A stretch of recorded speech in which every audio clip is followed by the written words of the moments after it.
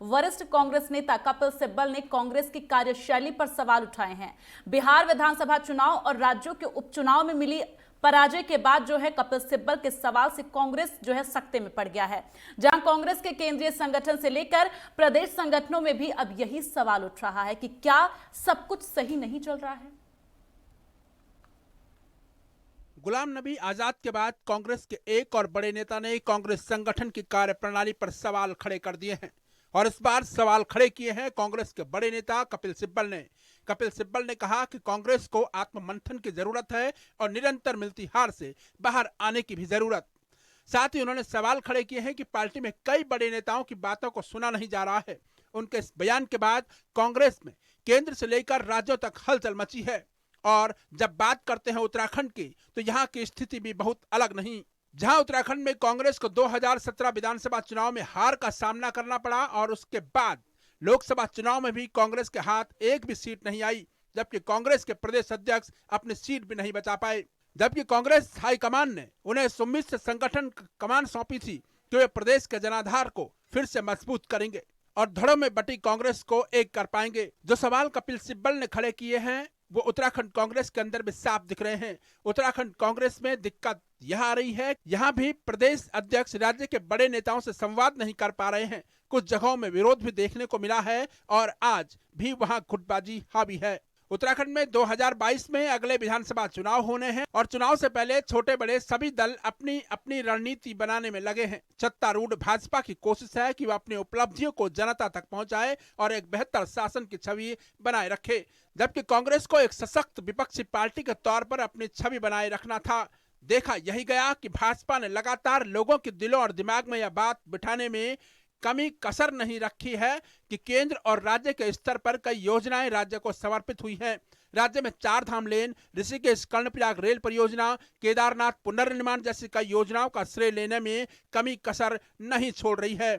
दूसरी तरफ भाजपा को जिन मुद्दों और पहलुओं पर आलोचना के दायरे में लाया जा सकता था वह कांग्रेस कुछ पस्त लग रही है। इसकी वजह है कांग्रेस संगठन का अपना ढर्रा और प्रदेश में बड़े स्तर पर चल रही गुटबाजी। कांग्रेस कहीं भी एकजुट नजर नहीं आ रही है। इसकी सबसे बड़ी वजह मानी जा रही है कि यहाँ भी वरिष्ठ और युवाओं की लड़ाई जोरों पर है और पूर्व के मतभेद हैं वो और बड़े हैं। बूथ स्तर तक संगठन जो है कांग्रेस का कमजोर रहा, इसलिए बिहार में उसको पराजय इस रूप में देखनी पड़ी। अब बात तो उत्तराखंड की करें तो चूंकि 2022 में चुनाव होना है, बहुत कम समय है और जो वर्तमान में सत्तारूढ़ पार्टी है भाजपा, उसकी तैयारियां जो हैं वो परवान चढ़ने की ओर हैं। उनके अनुषांगिक संगठन सक्रिय हैं और उनका बूथ लेवल तक एक नेटवर्क कार्यकर्ताओं का तैयार है। अब ये होता क्या है कि जब युद्ध में जब किसी से मुकाबला हो, चाहे वो चुनाव हो या सामान्यतः अन्य कोई भी मुकाबला होता है, तो जो विरोधी होता है कि उसकी शक्तियों का और उसके नेटवर्क का, उसके लाव लश्कर का आकलन करते हुए अपनी तैयारियों को रूप देना पड़ता है।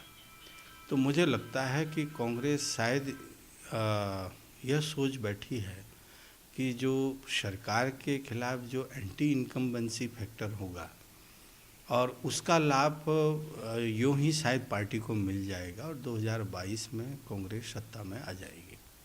निश्चित रूप में देखिए, अब अगर हरीश रावत जी की हम बात करें, हरीश रावत अपने आप में एक बहुत बड़ा कद है। इंदिरा हृदय जी का है, अपने उत्तर प्रदेश के ज़माने से अपने बहुत बड़ा कद है। तो ऐसे ही क्योंकि माननीय प्रीतम सिंह जी जो हैं अध्यक्ष हैं, उन्होंने क्योंकि उनको भी अपना दायरा बढ़ाना चाहिए था, उस हिसाब से वो दायरा बढ़ा नहीं पाए। मुझे लगता है कि जिस प्रकार से कांग्रेस की जो पुराना जो इतिहास रहा है, कांग्रेस एक समंदर है मैं ये कहूँगा, लेकिन उस समंदर में अब मुझे लगता है कि उन लोगों की नाव जिस प्रकार से एक कोने में आके ठिठक गई है, वो उनको उनकी पतवारें जिस प्रकार से कमज़ोर पड़ गई हैं, उनको अपना दायरा बढ़ाना चाहिए था, संगठन को बढ़ाना चाहिए था। लेकिन जो कार्यशैली अभी तक देखने में आई, मुझे कुछ बहुत ज़्यादा आशावादी नहीं दिखाई दी। कांग्रेस के नए युवा प्रदेश प्रभारी देवेंद्र यादव के पद संभालने के बाद संगठन में कुछ हलचल जरूर हुई। उनका पिछला रिकॉर्ड शानदार रहा है। कांग्रेस के शीर्ष नेतृत्व को कहीं न कहीं राज्य के संगठन के हालातों की ठीक ठाक जानकारी है। इसी वजह से समय रहते उन्होंने देवेंद्र यादव जैसे तेज तर्रार युवा और साफ छवि वाले नेता को प्रभारी बनाकर भेजा है। लेकिन उत्तराखंड में स्थितियां अलग हैं। यहां कांग्रेस का ढांचा बिखरा हुआ है और शीर्ष स्तर से कार्यकर्ताओं के साथ संवाद नहीं हो पा रहा है और देवेंद्र यादव या सारा मंजर शुरू के दिनों में ही फांप गए हैं। देवेंद्र यादव ने प्रदेश कांग्रेस की कमान संभाली, वैसे ही उन्होंने ताबड़तोड़ मीटिंग भी की। एक तरफ कांग्रेस 2017 के विधानसभा चुनाव में मिली बड़ी हार के बाद से ही बिल्कुल शांत बैठी थी, लेकिन जैसे ही देवेंद्र यादव उत्तराखंड पहुंचे, कांग्रेस में जैसे जान फूंक गई। देवेंद्र यादव ने कई बार इस बात को दोहराया कि वो शांत बैठने नहीं आए हैं। उन्होंने आश्वासन दिया कि 2022 के विधानसभा चुनाव से पहले प्रदेश संगठन को बहुत मजबूत करना है। देवेंद्र यादव इससे पहले राजस्थान की भी कमान संभाल चुके हैं और राजस्थान के विधानसभा चुनाव में वो कांग्रेस के उप प्रदेश प्रभारी भी थे। उन्हें कांग्रेस के उन युवा नेताओं में गिना जाता है जो कांग्रेस के भविष्य के माने जाते हैं। जब बात उत्तराखंड कांग्रेस की होती है तो पार्टी को गति देने में सबसे पहले जो नाम आता है वह है हरीश रावत का। हरीश रावत उन नेताओं में से हैं जो हारने के बाद भी जनता से उनका संपर्क बना हुआ है। वो किसी न किसी बहाने अपने और अपनी पार्टी को चर्चा में बनाए रखते हैं। गौर करने लायक है कि गहरी पराजय के बाद भी उनकी पहाड़ी व्यंजनों की दावतें निरंतर चलती रही। उनके संपर्क लोगों से निरंतर बने हुए हैं। साथ ही प्रदेश संगठन भले ही उनसे दूरी बनाकर चल रहा हो, इसके बावजूद वो अकेले पूरी कांग्रेस पर भारी पड़ रहे हैं और राजनीति की परख रखने वाले समीक्षकों का मानना है कि आने वाले 2022 के विधानसभा चुनाव में कांग्रेस हरीश रावत के नाम पर ही चुनाव लड़ सकती है। इसके अलावा वहां इंदिरा हृदय का नाम भी काफी लोकप्रिय है। गोविंद सिंह कुंजवाल भी एक निर्विवाद नेता हैं। उत्तराखंड विधानसभा चुनाव 2022 में है। कांग्रेस के सामने बड़ी चुनौती है गुटबाजी खत्म करने की और सभी धड़ों को एक मंच पर लाकर एकजुटता पाने की। कांग्रेस में प्रदेश अध्यक्ष के पहाड़ी दौरों को लेकर भी बड़े सवाल खड़े होते रहे हैं। अक्सर यह विवाद भी सामने आता है कि प्रदेश अध्यक्ष पर्वतीय जिलों में दौरों से कतराते हैं और यहां पर भी कांग्रेस दो फाड़ नजर आती है। राजनीतिक विश्लेषकों की माने तो कांग्रेस कहीं भी कमजोर नहीं है, केवल उनकी गुटबाजी उन्हें कमजोर करती है। नहीं, कांग्रेस का अगर आप इतिहास दें, कम से कम उत्तराखंड का हम देख रहे 30-40 सालों से, तो यहाँ हमेशा कांग्रेसी को हराने की कोशिश करता है। अभी आप जानते हैं, पहले आपको ब्रह्मदत्त जी वर्सेस गुलाब सिंह हुआ करता था, फिर सतपाल महाराज वर्सेस विजय गौड़ा होता था, सतपाल महाराज वर्सेस आपका हरीश रावत हुआ करता था, हरीश रावत वर्सेस नारायण दत्त तिवारी हुआ करता था, हरीश रावत वर्सेस आपके इंदिरा हृदय हुआ करते थे, आपका इसका ब्रह्मदत्त वर्सेस आपका सूरवीर सजवाण हुआ करता था। ये नई बात नहीं है उत्तराखंड में। उत्तराखंड के पहले तो कांग्रेस का सारे देश में वही हाल है, इसलिए तो दुर्दशा हुई है। कम से कम उत्तराखंड का इतिहास आप कांग्रेस का देखें तो यहाँ हमेशा कांग्रेसी ही कांग्रेस को हराने की कोशिश करती रही है। देखिए, जहाँ तक कांग्रेस की बात है, कांग्रेस नेतृत्व में इस समय जो अंतर्विरोध है, बीच बीच में कभी ये लगता है कि पार्टी का नेतृत्व उत्तराखंड में हरीश रावत कर रहे हैं, तो कभी लगता है कि प्रीतम सिंह जी कर रहे हैं।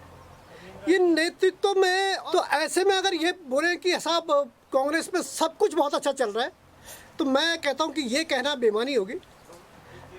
जहाँ तक नेतृत्व क्षमता की बात है, अभी तक प्रीतम सिंह अपने को साबित नहीं कर पाए हैं गढ़वाल कुमाऊं में कि उनके वर्चस्व के आगे सभी फीके हों। उन्हें अभी बहुत कुछ साधना होगा कांग्रेस में, तब जाके वो कांग्रेस को उत्तराखंड में खड़े कर सकते हैं। वरना बेईमानी होगी कहना कि छोटे बड़े दलों को मिलाकर जिस तरीके से इस समय कांग्रेस काम करना चाह रही कि तू भी आ जा, तू भी आ जा, तू भी आ जा, वो अपने ही वोट बैंक को कम करना पसंद करेगी। मेरी जहाँ तक मेरा आकलन है राजनीति के क्षेत्र में, न कि उनको फायदे की जगह और नुकसान इसमें उठाना पड़ेगा। उत्तराखंड में देखें तो कांग्रेस का भविष्य उज्जवल है, क्योंकि नई युवा पीढ़ी पूरी तरीके से तैयार नजर आती है। गणेश गोदियाल अपना असर छोड़ते दिख रहे हैं। वह लगातार अपने क्षेत्र में समय दे रहे हैं।